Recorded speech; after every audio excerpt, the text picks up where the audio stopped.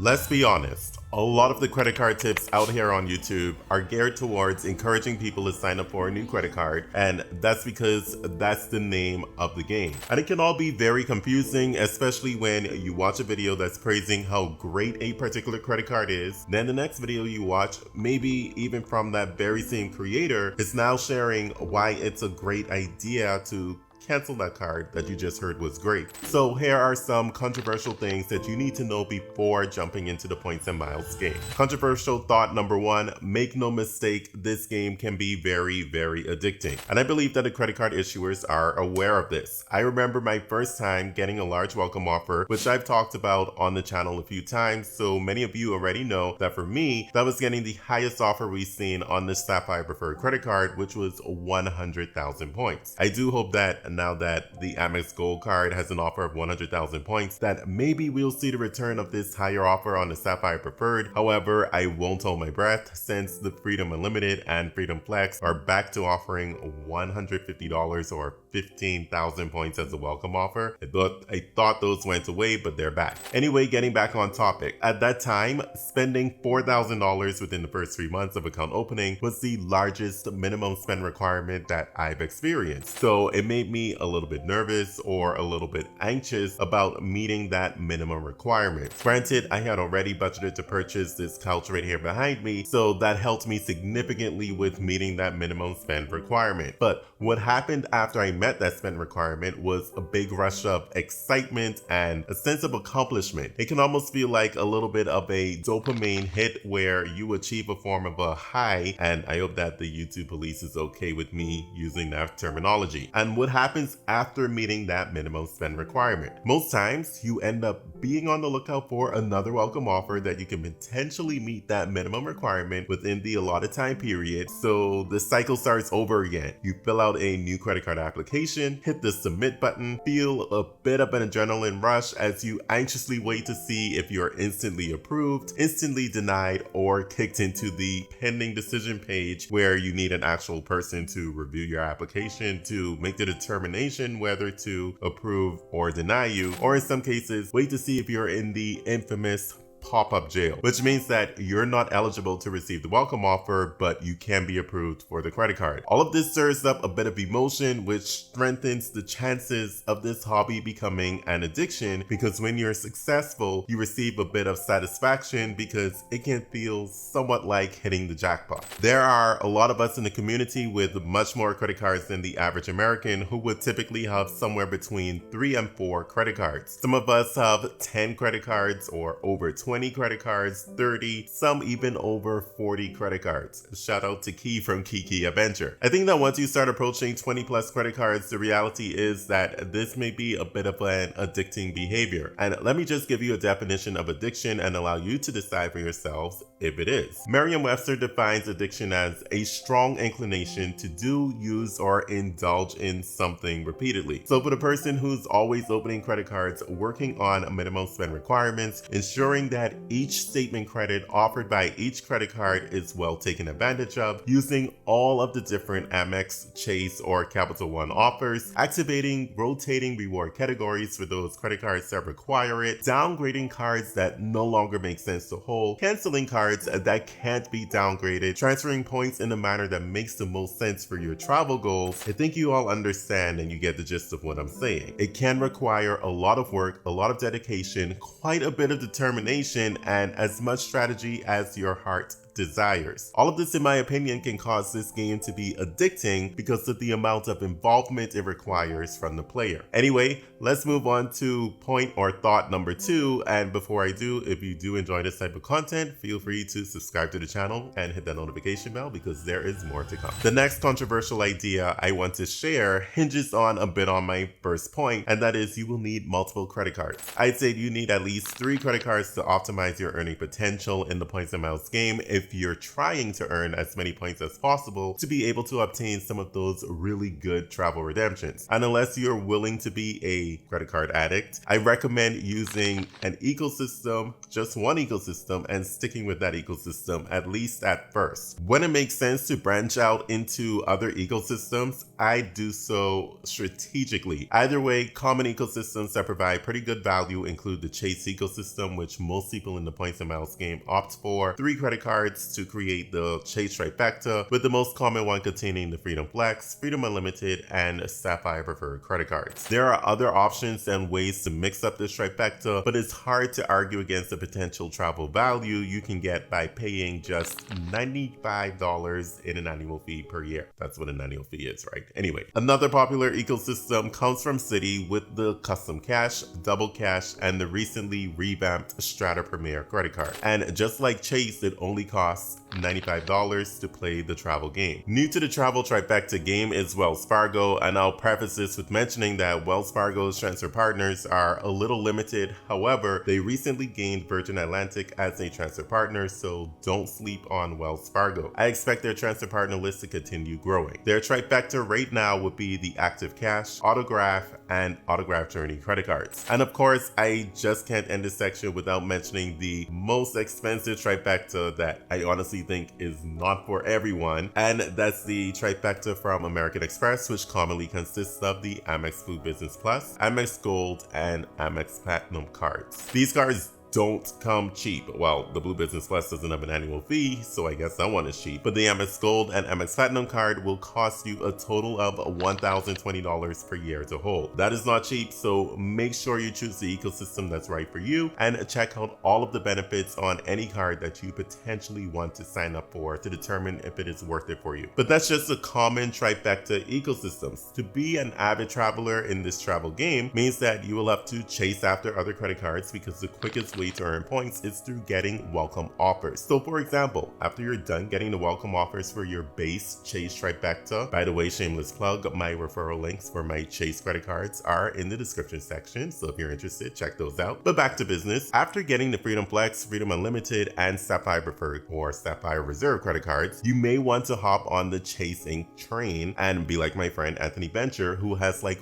4 Chase Inc. cash credit cards between himself and his wife. And some of you may be questioning, why would I ever want to do that? Well, it's simple. He's getting 75,000 ultimate reward points each time he meets that minimum spend requirement. But there are other options. There's the Inc. Business Preferred. Do not confuse this with the Inc. Business Premier, which does not earn transferable ultimate reward points. And there's also the Inc. Business Unlimited, which currently has an elevated welcome offer of $900 or 90,000 ultimate reward points after you meet the minimum spend requirement. If you were to get all 3 of those credit cards I just mentioned, and if you met the minimum spend requirement to receive the welcome offer, you're looking at obtaining an additional 250,000 ultimate reward points. That's a significant amount of points, and it makes it really clear why this game causes its players to get so many credit cards. If you stop at 3 or 4 cards like most Americans, and there's nothing wrong with that, then you're settling to earn points at a much lower rate. And believe me, I don't think there's anything wrong with doing that, because managing multiple credit cards and keeping track can become very difficult and taxing. Controversial thought number 3 that you should be aware of is that credit card points can take over your life. Okay, I'm definitely being dramatic here. There's so much planning and nuances involved that you can literally become consumed by your credit card points if you don't have a game plan. Like I mentioned earlier, those who are serious in this game will be on the lookout for limited time offers to get their next credit card, and some of those offers require quite a bit of spend, which means that a percentage of those people who get these cards will have to transfer all their spend over to their new credit card for a few months to meet that minimum spend requirement, which means that you're literally changing an action or habit of yours just to meet a minimum spend requirement and putting all of your other credit cards into your sock drawer. I will call this one a simple sacrifice, but You're sacrificing something. Another one, and this one is a big deal, redeeming points at some of those insanely good values requires a lot of advanced planning and flexibility. I remember searching for a first or business class redemption to Japan on ANA Airlines, and I think the last A represents airlines. But anyway, this required me to basically search one full year in advance to find availability to be able to find award availability for business class to book that flight. And sometimes if I didn't wake up early enough, I'd miss the availability, or maybe a reward redemption wasn't available when the flight schedule was updated. A lot can happen in a year that may cause you to not be in a situation to even be able to take that flight. Then there are blackout dates on some points. I tried booking the Bellagio for the first creator meetup in Las Vegas last year through the World of Hyatt program, which you aren't able to do anymore, by the way, because that relationship has come to an end, sadly. But I started searching from the beginning of May to book a room in September, and there was no availability for point redemptions. When I checked the cash rates, every room category was available, but for the Labor Day weekend, that hotel did not accept point redemptions. So if it wasn't for the meetup, I would have booked another weekend because there was availability before and after the Labor Day weekend for a points redemption. So be aware of that and how that can control your decisions. It's not always peaches and roses when it comes to point redemptions. Don't get me wrong, I love getting value from my points, but this is something that isn't talked about too much in this space, so that's why I'm here and sharing it with you so you don't get caught by surprise. Point number 4 is the most important point I can share with you, and it is one that is pretty well covered, and that is use your points. Honestly, I need to take my own advice because I currently am sitting on over 1 million points in total across all of my point ecosystems. And I guess I could be like, hey, I'm a points millionaire, but honestly, that's nothing to be proud of. I want you to think of points in this way. Points is in an ecosystem that the banks or hotels or car rental companies control the value of it. This isn't cash that's dependent upon the government and the economy to determine its value. This is the banks creating the rules. For example, transfer values can be subject to change, and they typically are. From time to time, we get an elevated point transfer value, usually around 25 to 50% more value, but there's nothing really preventing a renegotiation of the contract and lowering the transfer point value. I admit that this is less likely to happen, especially since it happens in other ways. What typically happens is a point evaluation directly within the transfer partners program, such as the World of Hyatt, which will require more points to redeem a free night at a hotel because they've moved that hotel up another category, therefore making it more expensive to use points for a free night. Hyatt is just one example of a transfer partner that regularly updates their point values, since it's pretty simple for them to move a hotel up a category. Another reason to redeem your points is if for whatever reason you end up getting on the not so good side of a particular credit card issuer, they do reserve the right to close out your credit card accounts, and they won't be liable to pay you any points that you held in your account. This usually happens because of an action of a credit card account holder. However, this can still happen even if you didn't do anything. Ask my friend Kelby Ng, who had several 100,000 built points clawed back from him, and I think their reasoning was he was getting too many referrals, so it looked suspicious. Something along those lines. The point is, and no pun intended there, don't hoard your points. Use them. It's okay to save them to have some aspirational redemptions, but ultimately, you should have some redemptions planned out in advance so that you have a plan to use your points to avoid storing them and becoming a points millionaire like me. Honestly, I don't know why some people brag about accruing that many points, since they continue to lose value basically every single year. Point number 5, don't sweat it if you miss a limited time welcome offer. Limited time welcome offers will always return. It may come back with a lower amount of points, or sometimes it comes back with a higher amount of points. A good example is the Amex Gold card. When I got the card, it had a 90,000 point welcome offer available, which was slightly lower than the best offer at that time, which was 90,000 points plus up to $200 cash back in the form of a statement credit for those purchases at restaurants. Now, the highest welcome offer on the Amex Gold card is 100,000 membership reward points and 20% back in statement credits up to a total of $100 on eligible restaurant purchases. So if you miss the current limited time welcome offer, don't sweat it. There will be an opportunity in the future to get another limited time welcome offer, and definitely avoid overspending just because there is a limited time welcome offer. That would be counterproductive since you're now spending more money than you originally intended. In that case, the bank will win, and we aren't here to let the bank win in this points and miles game.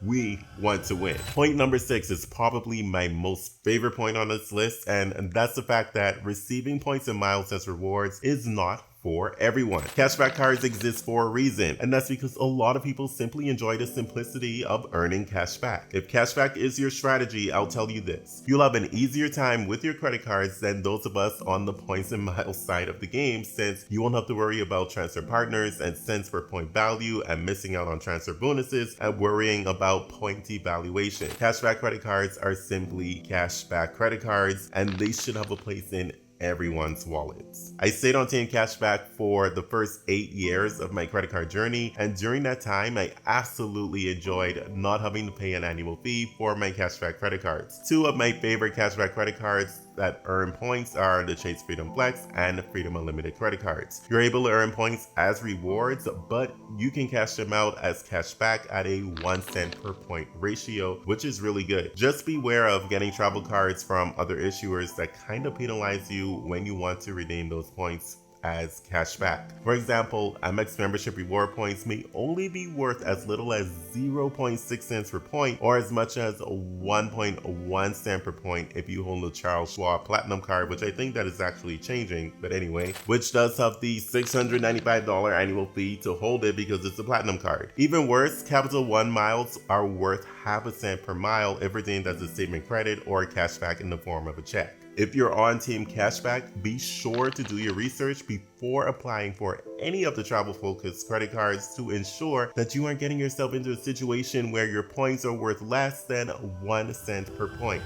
The final point I want to share with you all is that the credit card game can get very, very expensive. And I'll just touch on meeting the minimum spend requirements for those limited time offers or any of the welcome offers that are available. Let's look at Chase, for example. There are several credit cards in the Chase ecosystem that require thousands of dollars in spend. The Sapphire Preferred requires $4,000 spent within the first 3 months. The Chase Ink Business Unlimited requires $6,000 in spend. The Ink Cash also requires $6,000 in spend. The Ink Preferred requires $8,000 in spend to meet that minimum spend requirement. Let's look at some of the Amex cards. If you go into the business side, now we're talking about $10,000, $15,000 on some of those cards to spend. And I just don't remember exactly which one. I think the gold card, the Amex Business Gold, is $10,000. I think the Amex Business Platinum is like $15,000. So the game can become very expensive to play after you get those first $500 cards out of the way. So keep that in mind.